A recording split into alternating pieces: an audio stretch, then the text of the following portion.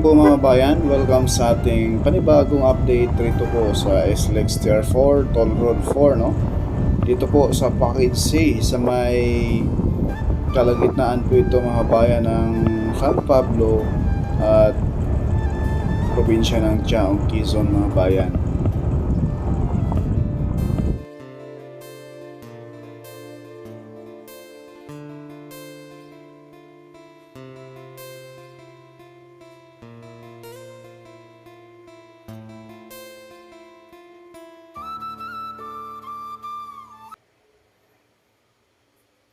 Package A, Santo Tomas, Batangas to Macban, Laguna, 11.32. Package B, Macban, Laguna to San Pablo, Laguna, 12.75 kilometers mga kabayan. Package C, San Pablo, Laguna to Chaong, Quezon. Mayroon siyang 7 kilometro, 0.50, no? Itong package D, Chaong, Quezon to Candelaria, mayroon siyang 15 kilometers mga kabayan. Package A, Candelaria, Quezon to Tayabas, 10.21 kilometers. Package F, Tayabas, Quezon to Barangay Mayaw, Lucena, Quezon. Meron haba siyang 9.96 kilometers mga kabayan. Ayan po. So ngayon, dito tayo mag-update sa Package C, no? San Pablo, Laguna to Chaong, Quezon, no? Ayan, dyan po tayo sa area na yan mga bayan.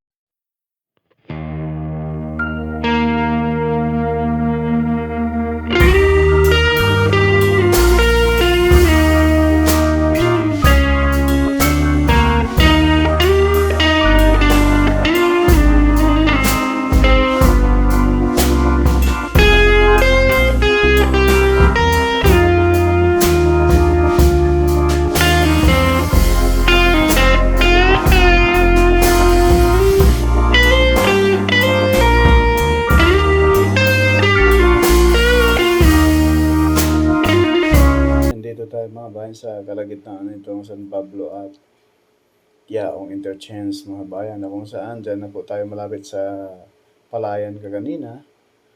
Kasama ang palad ay lumakas yung ambon. Wala tayong pwedeng masilungan doon mga bayan, delikado yung drone natin at ibang gamit, no?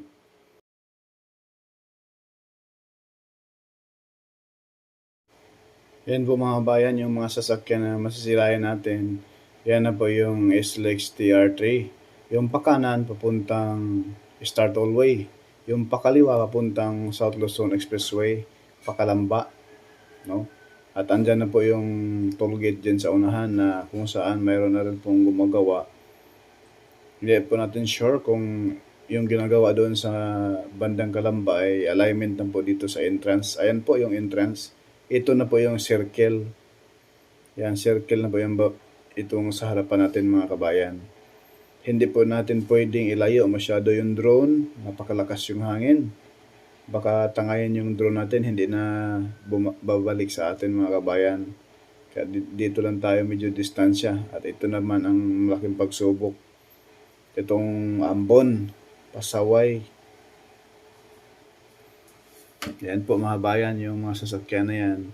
Ayan po, formado na po yung area na yan. Yung mismong pinaka-entrada nitong SLEX TR4. Ayan po, yung mismong pinagitna dyan mga bayan na magkaroon dyan ng isa pang poste, no? Kaya dito banda sa atin na poste na yan, yung paghaba. Yan po yung mismong sa baba niyan, naglatag po sila ng concrete cement dyan, cement. Para dyan kumbaga gagawa sila ng diversion road para dyan dadaan yung mga ibang sasakyan. Dahil dyan sa gitna ng SLEX TR3, magkaroon daw ng isang poste, no? Para mas matibay mga kabayan. At yan po yung mga sasakyan dyan na dumadaan, napakadami. Ayan na po yung alignment, oh. Pakanan.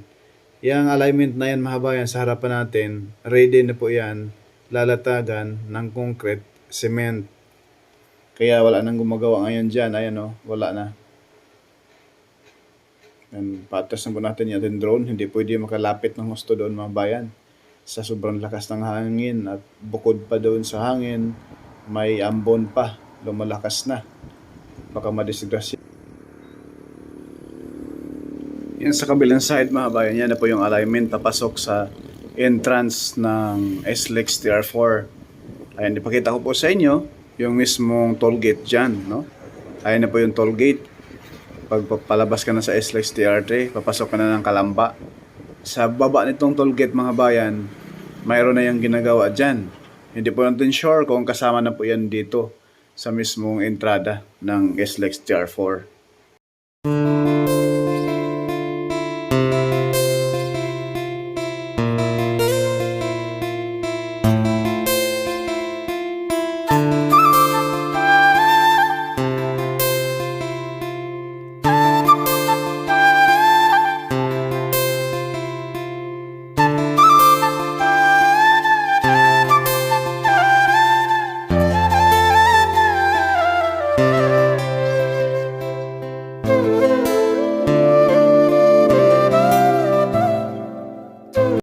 Yan dito po, itong area na ito mga kabayan ay sako po ito sa Barangay Santa Monica, no?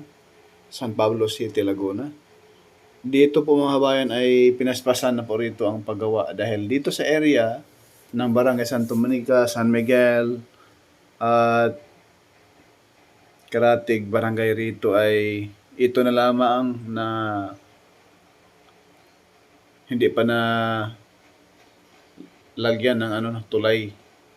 Mayroon din doon sa kabilang side sa barangay na ito ay mayroon sa malapit doon sa mismong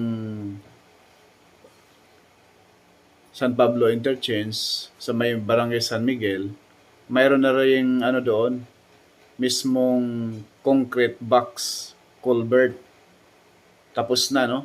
Ang kulang na laang ay yung pagtambak ng lupa mismo doon. At pati doon sa mismong malapit sa interchange ng San Pablo, may tulay din doon. Mayroon na rin po doon mga girder na kahanda na, ready na, no? Ipatong-patong na laang. Andito ay medyo nahuli itong area na ito. Na mayroon siyang ibabaon pa po yung mga rivers mismo. May nabaon, ito na lang pong 3 poste, no? Na hindi pa ito nabaon itong mga rivers na ito, 3 lang. Bali yung 8 kasi itong mga bayan ay ang 5 na baon na po rito.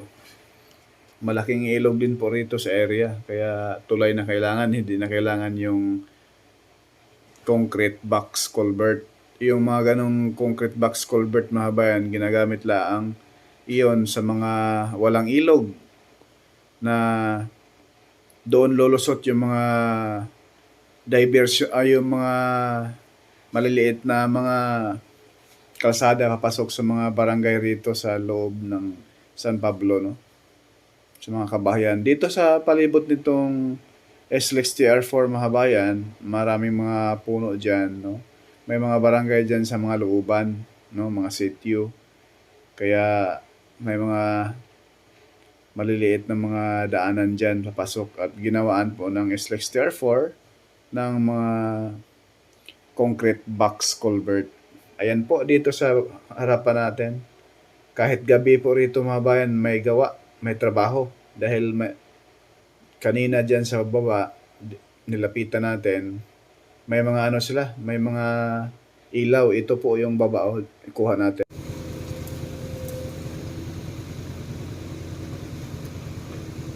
Kasi yung tao sa loob, yan, may pumasok na tao. Yung welder na sa loob, oh.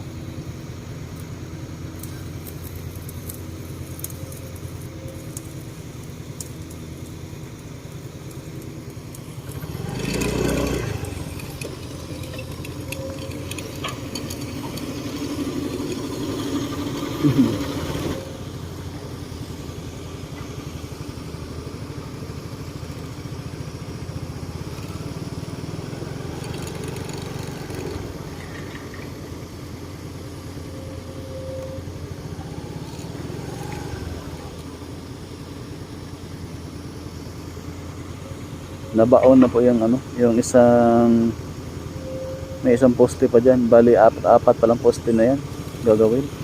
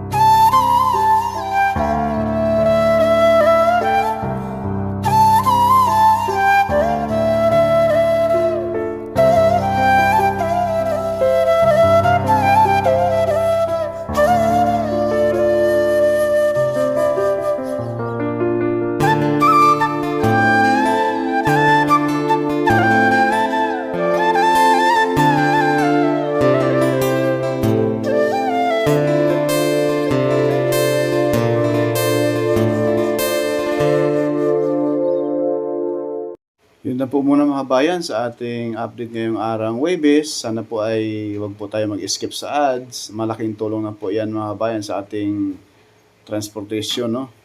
Sa pagbiyahe saan lugar. Maraming salamat po mga bayan at paki-subscribe na rin. Thank you and God bless po sa lahat.